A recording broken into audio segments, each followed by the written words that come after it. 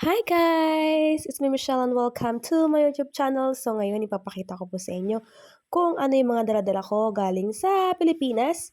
Ayan po, tulog pa muna ang aking jusawa kasi pagod na pagod ho yan sa biyahe. Ayan. At saka may pasok pa po kasi yan bago ako susunundo niya.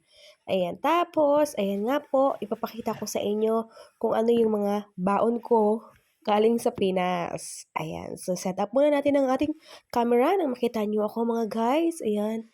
So, medyo malamig na po dyan kaya naka-jacket na po ako ayan, sa umaga. Ayan. So, open natin ang ating wait. Ayan. So, ayusin natin yung camera talaga guys para makita din ninyo, di ba, nang maayos ang ating vlog. Ayan. So, papakita ko sa inyo kung ano yung mga binili ko na dala-dala ko dito sa Germany. Ayan. So, I make sure talaga may bitbit ako guys, kahit konti lang para in case of emergency. Ayan. So, ayun. So, first thing first, yung mga damit natin, syempre, madami-dami akong mga damit na dala, pero hindi naman as in sobrang dami. Ayan, kasi yung nakuha ko lang nga ding space sa lagayan dito ng mga damit is dalawa lang. Hindi naman talaga as in madaming damit ng aking dala, ganyan. May mga bitbit lang po talaga ako na hindi pwedeng hindi ko siya dala. Charis. Ayan, so ilagay ko muna yan. Dala-dala ko rin po yan yung aking Herbal Red. Charis. Ayan, so yun, dala ko rin yung binili kong ribbon. Ayan, tapos, ayan nga po, puro damit po muna yan, mga mare. Tapos may dala po akong 2 box ng pulburon. Yan po kasi ay pinabili at pinasabay ng aking katrabaho dahil yung kanyang sister ay dito lang po malapit nakatira. So, kukuhanin nila yan. Ayan, so may dala po akong mga damit-damit. Ayan. Yun. Tapos, ayun pa, yung gift na yan ni Miss Ami sa akin noong nakaraang December na tsinelas. Ayan, tsinelas po yan na pambahay. Tapos, ayan nga po, maghalong ka tayo ng ating mga ramit. Karamitan na mukhang hindi natin masusuot yung iba kasi malamig na ho rito sa Europa. Ayan. So, ayan, bitbit ko rin siyempre yung sandals ko or the shoes kong ginamit sa pangkasal kasi pwede ko siyang gamitin kung sakasakali man po na pwede nang nakalabas ang paa. Kasi malamig nga ho rito, pati ang aking doll shoes. Ayan po, mga mare. Ayan. So, excuse me po. Charis. So, voice over lang po talaga ito kasi nga po ay bawal po mag-ingay dahil tulog ba ang aking asawa. Ayan.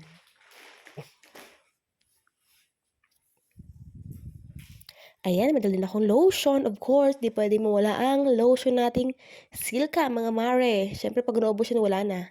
Ayan, tuyo po yan galing kay Mother and Chichay. Ayan, padala ho yan ni Mother and Chichay sa akin. Siyempre, bit ko din po ang ating picture frame na may mga mukha. At siyempre, yung ginawa ng Barangay Uno at Julian family na wishing frame. Ayan, para dun sa kasal namin ni Frankie. Ayun. Siyempre, dala ko rin ng wedding dress ko, di ba? Ang bigat kaya niyan, kasi nga ang laki niyan eh. Tapos, madala ako siyempre nalutuan ng mga puto kasi yun ang request din ng katrabaho ni Frank dito sa Germany kasi may Pilipinas siyang katrabaho. Tapos, ayun, gagawa nga siya ng puto. Ayan, so yun ang kanyang request mga mare. So, ayusin na naman natin mga mare ang ating camera. I-zoom in natin mare na makita ninyo mare kung ano talaga yung aking mga daradarang mga kung anik-anik galing sa bansang minamahal. Ayan. So yun, ayun nga po muna yung mga pamputo. Pangputo-puto. Ayan, yung mga hulmahan po yan. Noong una, hindi ko talaga maintindihan kung ano yung gusto niya ipabili.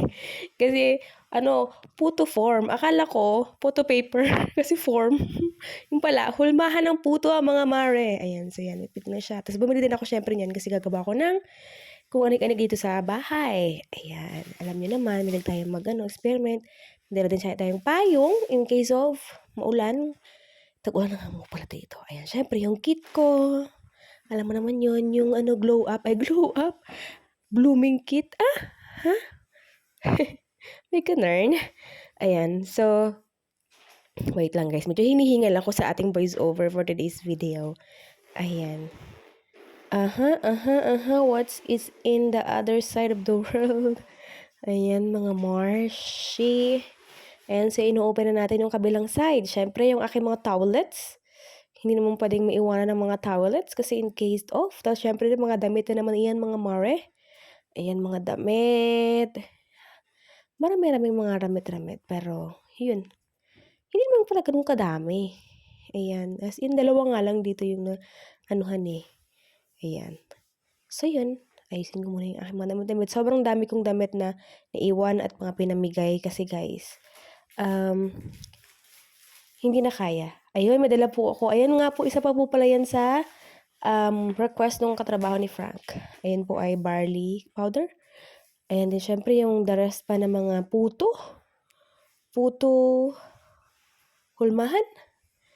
Ayan. Excuse me guys. Syempre mga damit. Ayan po mga Marish. Mga Mari, mga lovies. Ayan, so ilalagay po muna natin yung ating mga ramit-ramit at sa ilalim niya ng ating mga ginto. Ayan, may dala po akong mga kagintuan mga Mari galing sa ating bansang Pilipinas. Ayan. Okay, so gagalawin na naman natin yung baso. Charis. Ayan, natin naman kanina sinum in. Ngayon naman ay sinum out. Ano ba naman talaga yan, Shelly? You don't know what are you doing? My gosh. Okay, sige. Gandahan natin yung kuha mga Mari. Pagpasensyahan nyo na kasi, you know, pabago-bago ng isip. Ayan. So, yun. Nilagyan ko doon ng sa ilalim kasi in case malaglag yung ating phone eh.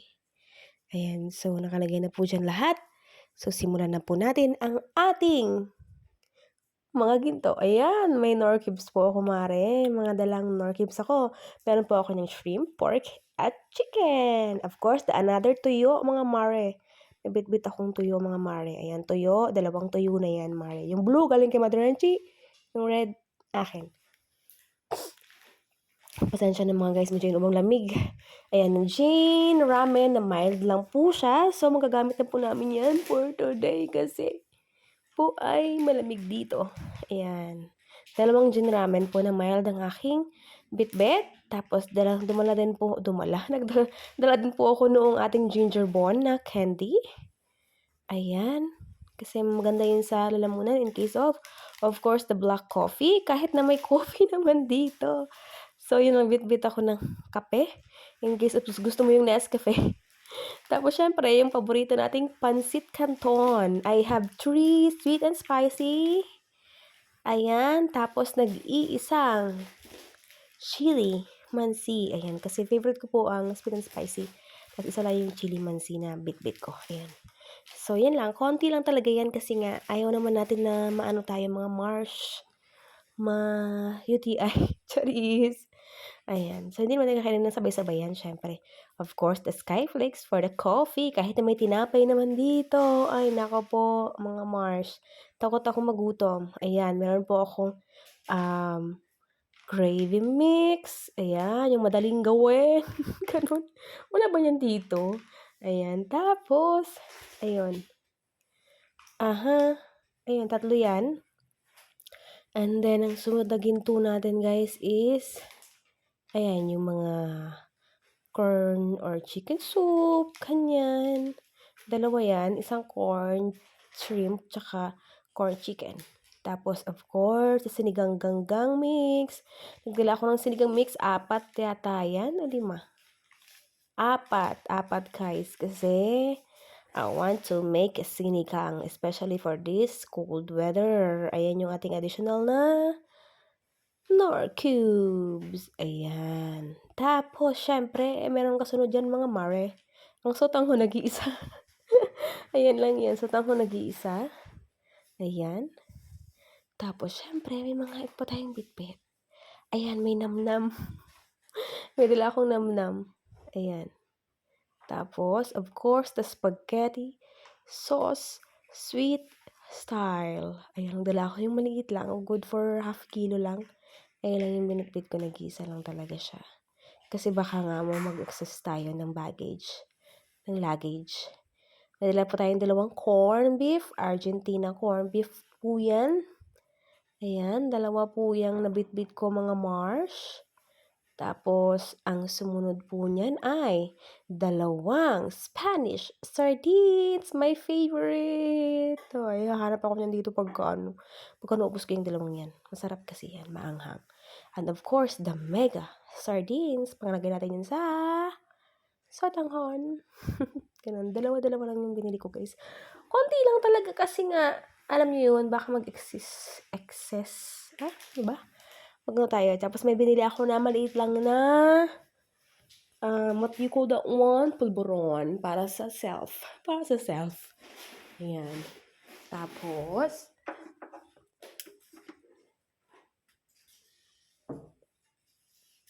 mga damit pa rin yan, guys.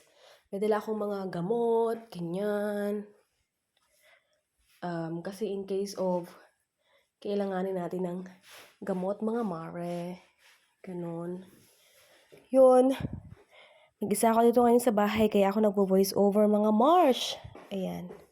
So, yung mga bit-bit ko na yun, guys. Ayun yung mga bit-bit kong mga kagintuan na galing sa bansang Pilipinas. Mga mare. Ayan.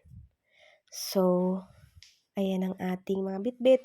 I-open natin yung gift ni Miss Ami sa akin ng 1 year ago pa. Last Christmas pa yan eh. Last Christmas, I gave you my heart. Charis. Ayan, so, ayan. Gift niya yan sa akin dating Christmas. So, susuotin natin dito mga guys. Nakalimutan ko nga bumili ng isa pang ganyan para kay Frankie. Nawala na sa isip ko, grabe. Kasi, as in, kulang sa time. Anyways. Ayan. May pangalan yung love. Ayan. Susuotin na natin mga mare dahil wala tayong sleeper dito sa loob ng bahay. At malamig mga mare ang floor dito sa bahay. Ayan. Pero may heater naman po. Sa floor ang heater. Pero, you know, for a girl like me, it's cold. Charis. Ayan. So, yan. Yan ang ating mga pasensya na po kayo, nangangati ang lalamunan ko. Kasi, malamig na ho rito mga mare. Siguro po pa-winter na mga March. Ayan po. So, ayan. So, the rest is history. Charis. Tapos yung isang bag ko, ang laman yan, syempre, ramit pa rin mga mare. Ayan, mga karamitan. Ang mga laman yan, mare. Ayan, so, abangan natin. Abangan ninyo mga mare kung ano laman yan. Ayan ang aking dapat na hand carry kasi maliit lang yan siya. Kaso, nung kinilo, 10 kilos siya. So, sinama na niya sa check-in. Kasi 30 yung ko dapat yung aking pang check-in. Yung malaki ko, 20 kilo lang.